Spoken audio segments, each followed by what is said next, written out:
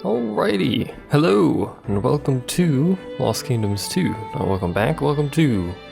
This is also going to serve as a test to see if it's actually recording properly. It looks like it's a little wonky there. A little bit wonky, but either way, we're going to skip this cutscene because it makes about as much sense as the first game's cutscene, which is to say none. But anyway, this is the second game in the series, quite clearly. It has numerous improvements over the first one. None of those actually involve the story, but we will start the game with a cutscene if I'm not mistaken, so we'll get into the specific differences when we actually get into the gameplay, most of which will become readily apparent. But either way, for now we have a lovely cutscene.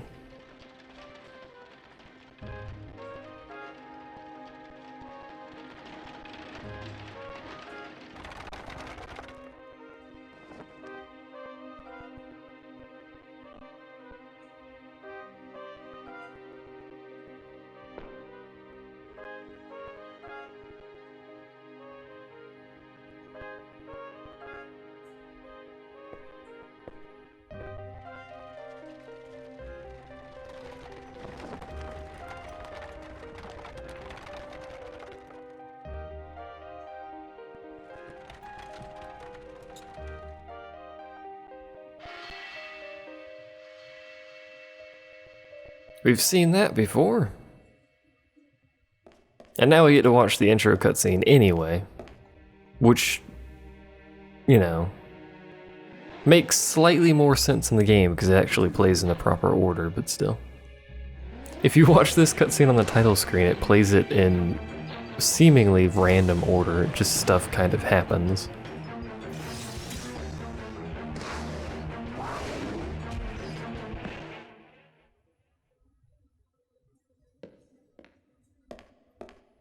Although, to be honest, I don't even know why this cutscene is here, but we probably are going to see those two characters right there. Just to show them. There's no actual reason to force them to spawn, but, you know, I can show them off anyway.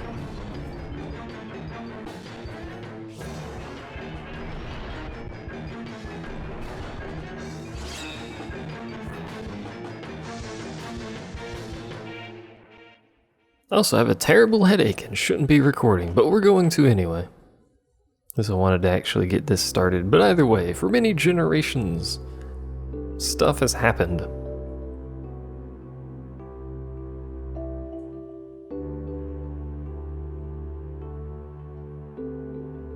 Note the plural queens of Arguil. Not just one, multiple. And this is the important part of this story. Eventually, a way was discovered to mass-produce runestones.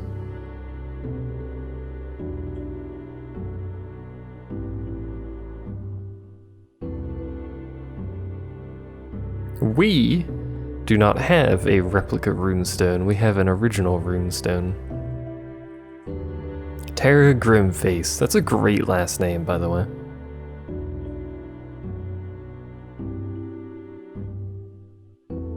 Trusted no one.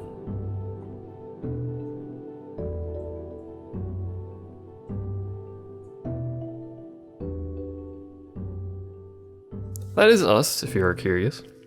We play as Terra Grimface, the very grim-faced character. Suitably named, I suppose, but we're immediately going to walk backwards. And point out something relatively important.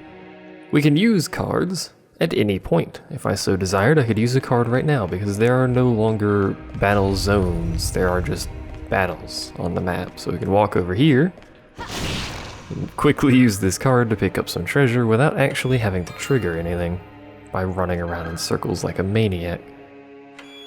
Which is kind of nice. The other thing we can do, apart from combos, and the fact that blue fairies are always good now, is we can, I think it's called Z modify.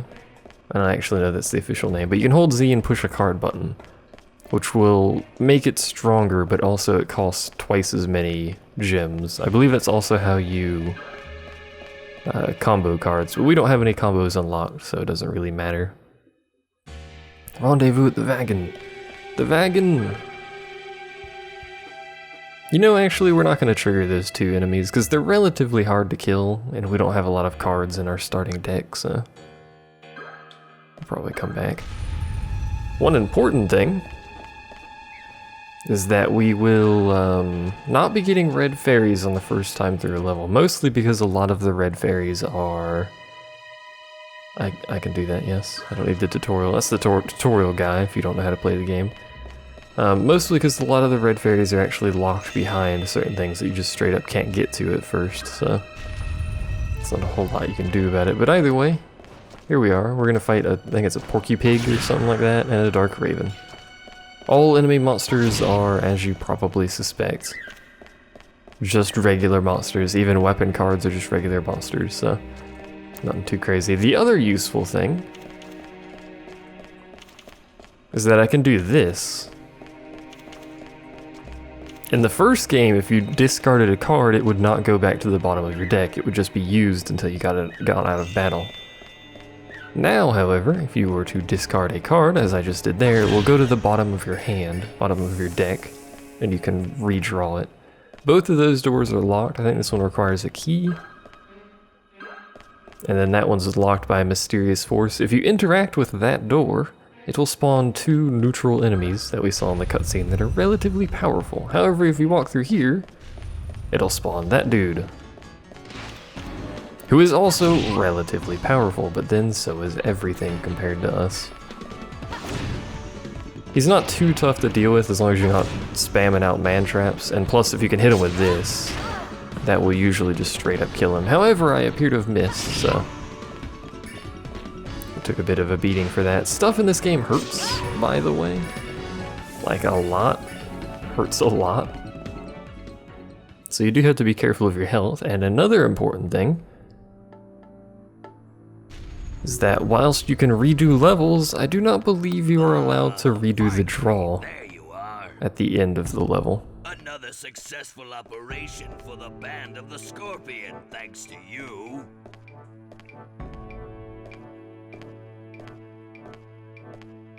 Hey, what did I say? Confound that girl. She won't even accept thanks. Superb But voice no acting. problem, as long as she keeps doing her job.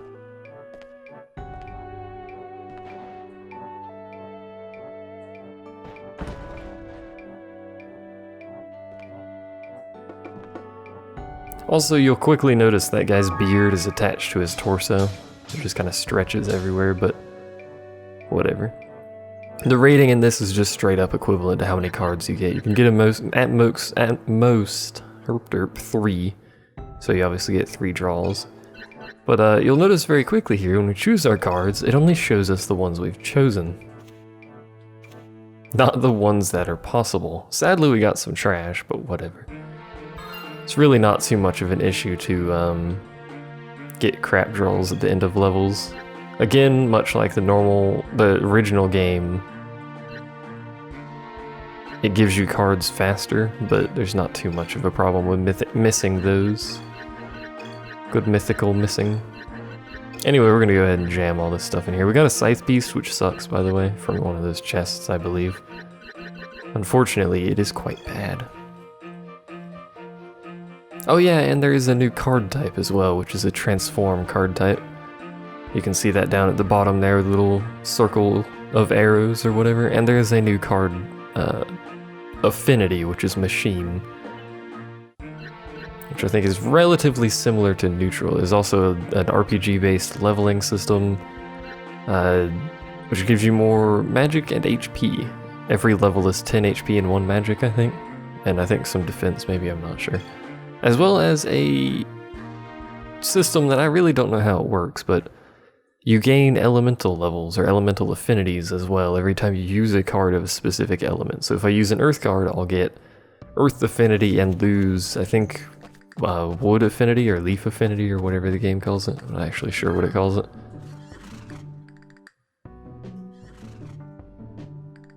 Too good for the common thieves. I just don't like you.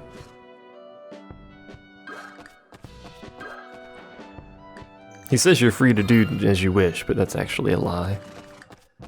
You're not. There's also a chest over there. Cards are divided into several categories.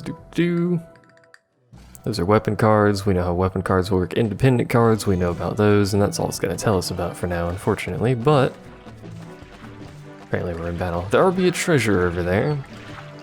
Bet you can't throw a card all the way to the other bank. Other dank. Hold down the cards button, doo-doo-doo. We have an independent creature, so we'll just go ahead and chuck it over there. There you go. I win! I'll be done. So we get a free elephant just for doing that. We cannot get to that chest yet, because we don't have a means of actually jumping over there. We'll need a transform card for that, but for now, we'll just stab that porky pig in the back and then freeze the aim for some reason. Yeah, kill enemies, get magic stones to cast more cards. We know how this works, or at least you should, if you're paying attention to my videos. Man trap cards are still pretty darn good. They last actually every independent card lasts a really long time so long as it's not in combat as opposed to the first game. You know what? Let's go ahead and summon you, why not? The AI is actually more abusable in this game than the first game because, unlike the first game, they have a much higher priority on attacking you over other enemy cards. Or your own cards, I should say. So if you basically rub your face into the enemy, they will actually prioritize hitting you over the card that's actually attacking them, which is, you know, easily abusable. And there is an incredible treasure over there. We, however, cannot get to it, unfortunately, because as he said, the bridge is out. So once again, we need a card that allows us to jump over there. Hello?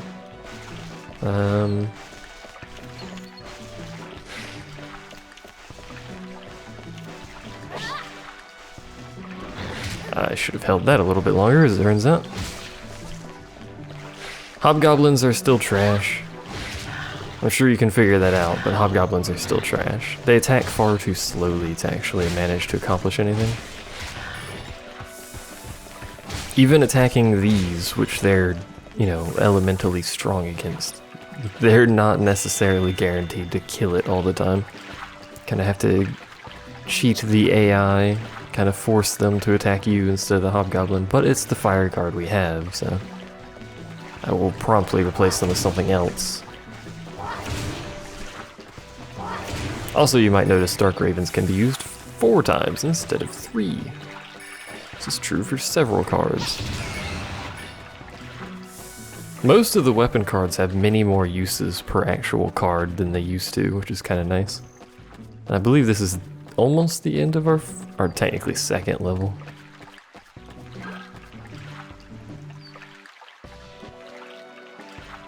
Do you think you could do it? No.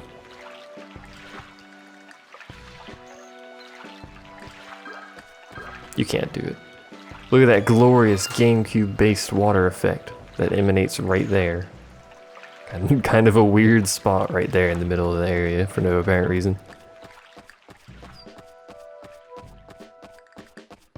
Either way, almost done. That dude's over there. We'll have a chat with him momentarily. We set fire to that plant.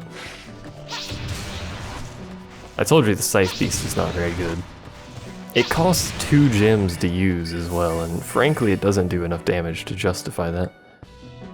I know about cards. Thank you. It can kill porky pigs in one shot, but porky pigs are not necessarily dangerous. That tells us nothing useful. There's a card deck over there if we so desired to use it, which we will. Because we picked up a bunch of cards that we may as well dump into our deck. Once the mission starts, you can't edit your cards, I know. Use the thing. It's a simple system. And you might quickly notice that it doesn't actually, once again... Oh yeah, I forgot you can't do that. It doesn't actually show you the card until you flip it over before you put it into your deck, so you kind of just have to go with whatever free cards you've picked up in the level. Which was true to begin with, but it is now much more true. But we do have a very useful card for this fight. You notice there's 2 enemies that are spawning over there. There's 6 attributes in this one as opposed to 5. Water beats fire, earth beats water, wood beats earth, fire beats wood. These are Storm Hagens, by the way, is why I brought them up specifically. They are both the same thing, I believe. Yep, you can get one of these from the end of level draw, end of level random thing. I don't know, whatever you want to call it. Thankfully, however, we have one of these cards, which dramatically simplifies this fight because you can almost kill both of them in 2 swings. This card, however, not really going to help that much. We'll use it because we've got it, and that was us leveling up right there. Which means we have an extra gem and an extra HP. I don't think you can capture yet, by the way.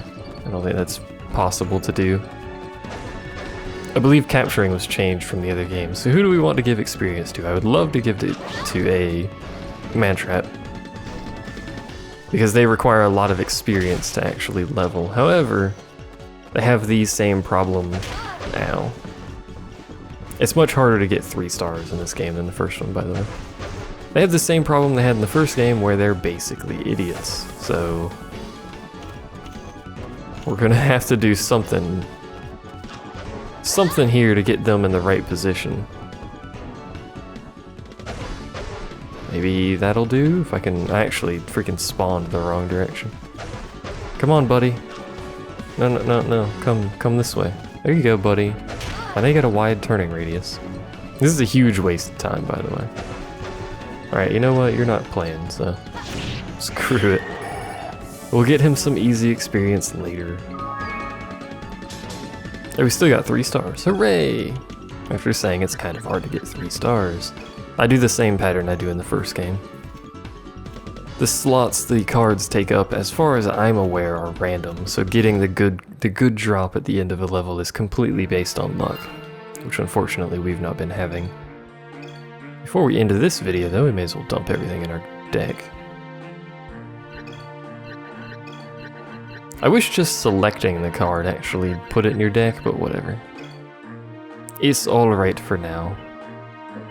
Alright, anyway, before we end this video, we're going to explore Kadishu because it'll unlock the store. And then we will continue the next video. Assuming this is one video, I don't actually know, if I'm going to be honest. I don't know how I'm going to split this if it's too long. Because there's going to be a lot of kind of, you know, potentially boring running around in town to do, because there's a few cards that we have to pick up before we continue on. We don't have to, but I would recommend it.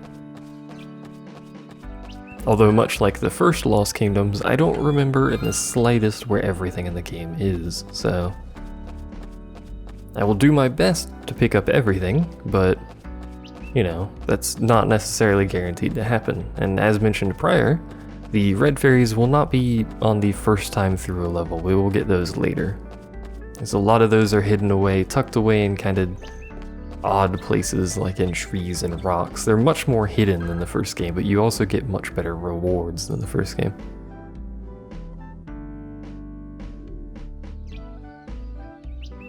The owner sells not only it's a freaking, it's a card place. I'm gonna talk to all these people even though the vast majority of them don't do anything. Jarvie's in the desert trying to catch fairies. I believe Jarvie is the fairy house owner in this game. Could be in the first one. I don't know the name of the guy in the first one, so it could just be the same. I believe there's a fairy in those logs, but again, it will not be for now. I believe it might be this area or a different area where there's a bunch of cards hidden like underneath stuff. There's a red fairy back there. Just ignore that exists for now.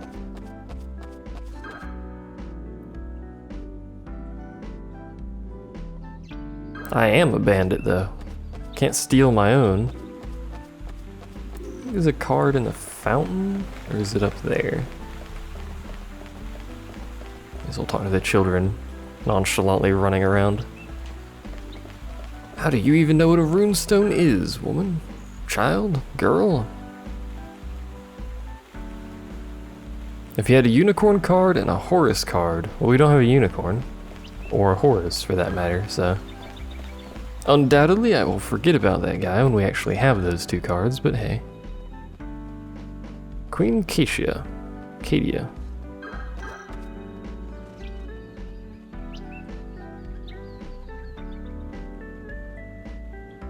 And there's the new card type, is the mechanical soldiers.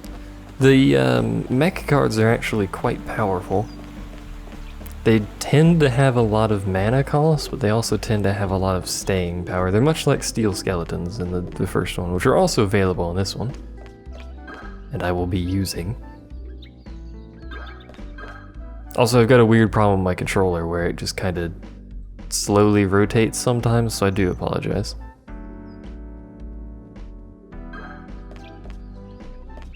Can't read anything from that apparently. That's a nice runestone. I need 1,000 gold pieces. I don't have I told him to get bent. I don't have 1,000 gold pieces. I believe you can talk to him again.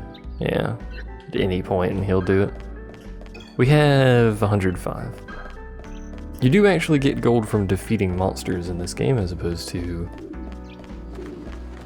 Freaking birds are loud. As opposed to the first game, where you only get gold from selling cards. You can actually get them from selling cards and or killing enemies. I think cards are worth more as well. 200 magic stones. Yay, more gold. Which we will eventually just give to that guy after we buy some starting cards here. Unlike the first game, I do recommend you purchase some starting cards. You don't need to, but it's nice to have some extras. Particularly grab a couple of skeletons, because the game doesn't give you any free skeletons at the start. We'll also get a cutscene if we walk over there, which is where the card shop is. Is there a red fairy here? There's a red fairy here. God dang it.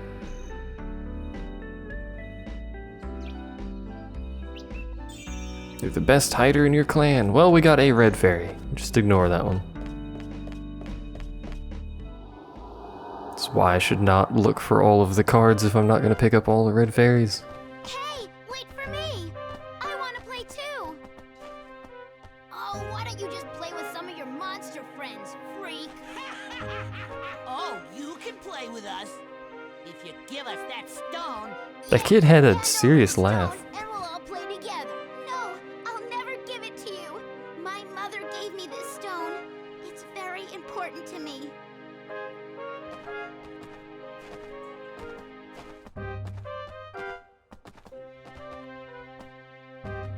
This is a flashback, by the way. Understand.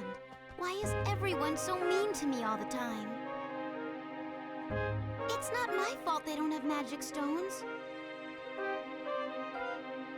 'Tis a flashback to years gone past. There's the card store. All these sweet cards they list out front for whatever reason.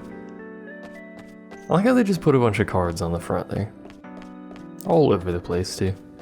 Alright, before we head in there, because that'll actually end the quote-unquote mission, let's wander up here, have a chat with some people.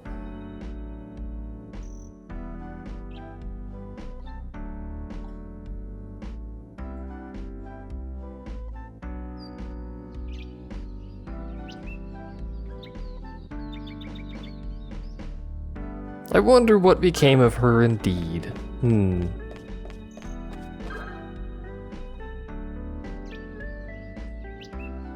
Every time you use a card, yeah, this is the elemental leveling thing. The more powerful cards you'll be able to use, this is true. It is technically possible to have level 8, which as far as I'm aware is the highest level, in every single element, but it requires some extraordinary min-maxing and a whole lot of time. Even just getting all of them to 8 except for mechanical takes ages, but then to get mechanical up takes huge amounts of time. So we're gonna go check out this, which some of you might be able to, you know, recall who that is, if you actually don't. Excuse me, dog. If you don't remember the character's name from the original game, 'tis her, the first queen.